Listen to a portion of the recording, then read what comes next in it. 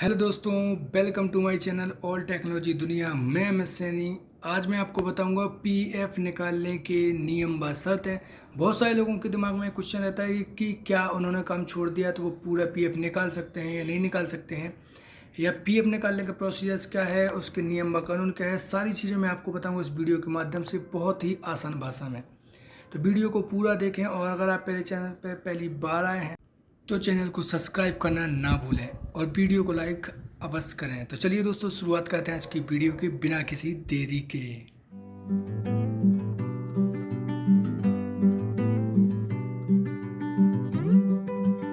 तो दोस्तों, जानकारी देने से पहले मैं आपको बताना चाहूँगा कि मैंने एक नया ब्लॉग बनाया है कैरियर इन्फॉर्मेशन हब .in के नाम से, जिसको आप डिस्क्रिप्शन में लिंक दी गई है उसकी मदद से एक्सेस कर सकते हैं, या फिर आप अगर गूगल क्रोम के जरिए सर्च करना चाहते हैं तो कैरियर इन्फॉर्मेशन हब .in आप सर्च करेंगे तो आपको मेरा ब्लॉग मिल जाएगा। इस पर आप सारी इन्फॉर्मेशन पढ़ पाएंगे जो भी आपसे जुड़ी हैं, जो आप सबके लिए महत्वपूर्ण है। तो चलिए, आज हम बात कर रहे थे यहाँ पे पीएफ के लिए इन्फॉर्मेशन, पीएफ निकालने के नियम क्या हैं और पीएफ पूरा कब निकाल सकते हैं। फुल इन्फॉर्मेशन मैं आपको बताऊंगा, और पीएफ में टैक्स भी लगता है पीएफ निकालने के लिए, वो कैसे लगता है ये भी जानकारी मैं आपको इस वीडियो के माध्यम से दूंगा। तो दोस्तों, आज हम कुछ टॉपिक आपके लिए लिखे हैं जो मैं आपके साथ शेयर करूंगा। सबसे पहले बताऊंगा कि पीएफ क्या होता है, पूरा पैसा कब निकाल सकते हैं, इमरजेंसी फंड क्या होता है और पीएफ से इमरजेंसी फंड कितना निकाल सकते हैं और कैसे निकाल सकते हैं। क्या आपको पता है पीएफ पर निकालने के लिए आपको टैक्स भी देना होता है, जैसा कि मैं आपको बता चुका हूँ, और पीएफ अकाउंट में कितना ब्याज मिलता है, और ये भी आपको बताऊंगा कि पैसे आपको निकालने चाहिए या नहीं निकालने चाहिए। सारी जानकारी के लिए आप इस वीडियो को पूरा अवश्य देखें, मैं आपको फिर से बोल रहा हूँ। तो चलिए, हम अपने टॉपिक को बारी बारी डिस्कस यहाँ पे करते हैं। तो सबसे पहले मैं आपको बताऊंगा, जिन लोगों को पता नहीं कि पीएफ क्या होता है, व्हाट इज़ पीएफ या व्हाट इज़ ईपीएफ या व्हाट इज़ ईपीएफओ, आपने ये नाम बहुत बार सुने होंगे, पर मैं आपको बताऊंगा कि ये होते क्या हैं। तो दोस्तों, यहाँ पे पीएफ का मतलब होता है प्रोविडेंट फंड। इसके बहुत सारे नाम आपने सुने होंगे, पीएफ, ईपीएफ या ईपीएफओ। तो यहाँ पे दोस्तों ईपीएफओ का फुल फॉर्म होता है एम्प्लॉय प्रोविडेंट फंड, यानी कि ईपीएफ जो होता है यह भारत सरकार द्वारा चलाई गई एक योजना होती है।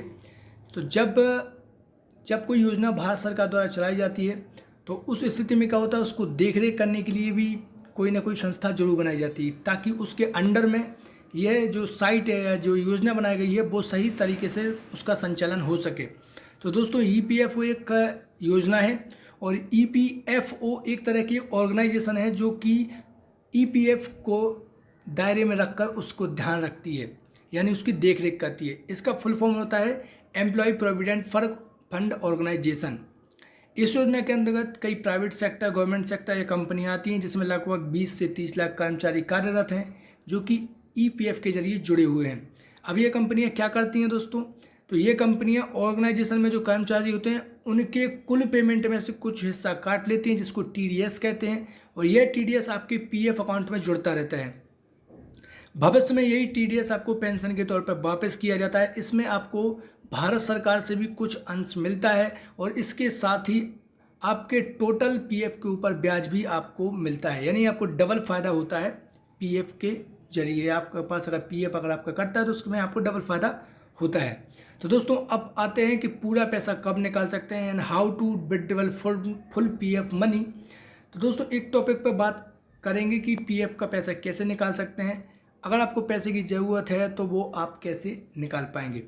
तो दोस्तों, सबसे पहले अगर आपके घर में कोई बीमार है या आपको पेमेंट की बहुत ज़्यादा आवश्यकता है तो इस स्थिति में आप पूरा पीएफ निकाल सकते हैं, ठीक है ना दोस्तों। मगर इसके लिए आपको एक जानकारी अवश्य शेयर करनी होती है, यानी कि जो आप मान लीजिए कोई बीमार है, वो आपने उसको अस्पताल में भर्ती करके रखा हुआ है, तो उसके जो डॉक्टर का लिखा हुआ स्टेटमेंट या फिर बिलिंग वगैरह या फिर कुछ भी आपको प्रूफ दिखाना होता है, ताकि यह माना जाए कि आपके घर में कोई बीमार है या आप खुद बीमार हैं, जिसके लिए आपको पीएफ की आवश्यकता है, जिसके बाद आप पूरा पीएफ निकाल सकते हैं। जब आपका रिटायरमेंट का समय आ जाता है तो इस स्थिति में भी आप पूरा पेमेंट निकाल सकते हैं, और या फिर आपने अगर जॉब छोड़ दी है और दोबारा काम नहीं करना चाहते हैं तो उस स्थिति में आप अकाउंट को क्लोज करके भी पूरा पैसा निकाल सकते हैं।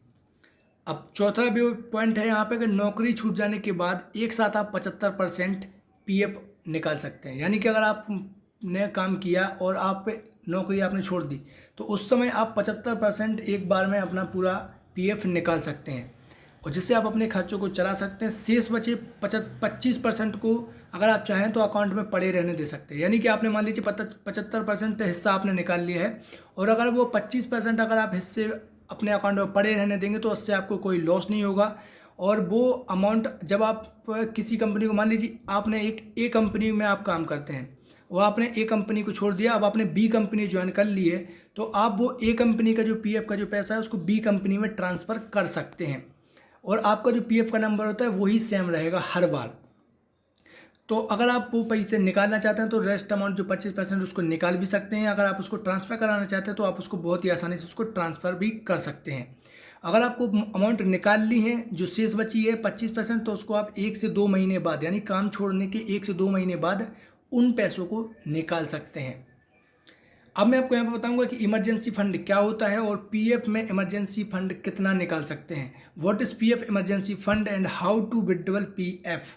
तो दोस्तों यहाँ पे पीएफ इमरजेंसी फंड आप सबको पता है, पैसे निकालने के लिए जब आप अप्लाई करते हैं तो वहाँ पे आप पूछता है आपसे कि पीएफ का जो पैसा है वो क्यों निकालना चाहते हैं।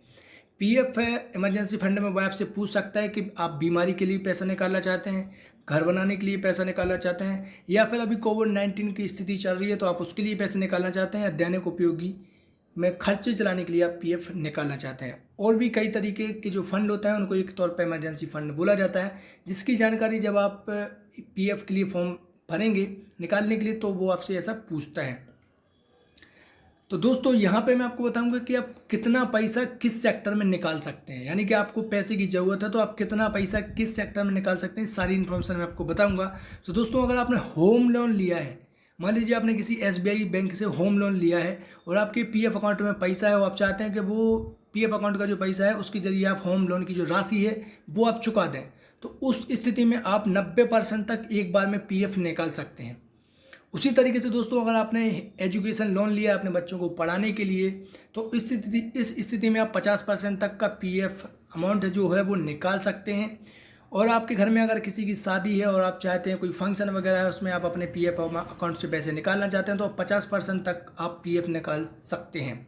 तो ये तो हो गई वो बातें कि आप कितना अमाउंट निकाल सकते हैं किस सेक्टर से।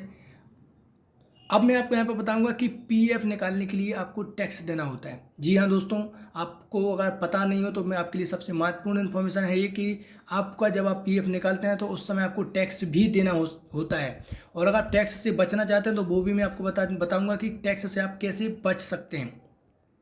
तो दोस्तों अगर आपका पीएफ खाता है और आपका पीएफ कटता है और इस स्थिति में 5 साल से पहले आप 5 साल से पहले कोई नौकरी को कर रहे हैं, चाहे वह 2 या 2 से अधिक नौकरियां हो सकती है, यानी कि 5 साल तक आपको टोटल काम करना है।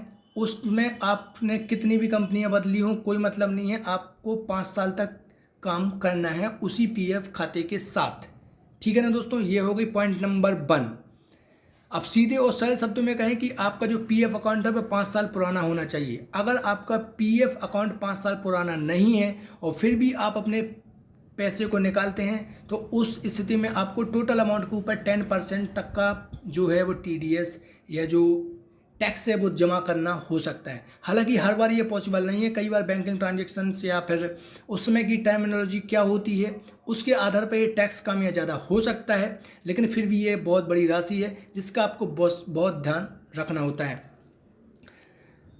और दोस्तों चलिए एक बार और आपको सरल शब्दों में बताना चाहूँगा कि ये टैक्स कैसे डिटेक्ट होता है या कैसे कटता है।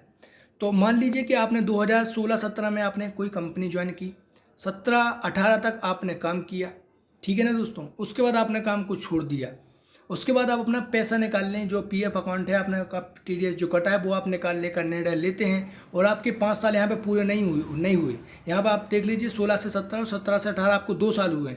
और इस स्थिति में अगर आप निकालते हैं आपका पीएफ तो आपको दोनों स्लैब का पेमेंट यानी दोनों स्लैब का आपको टैक्स जमा करना होगा, यानी 16 से 17 का और 17 से 18 दोनों ईयर का आपको जो टैक्स होगा वो आपको जमा करना होगा, जो आपके अकाउंट से काट लिया जाएगा। तो इसका आपको विशेष ध्यान रखना है दोस्तों।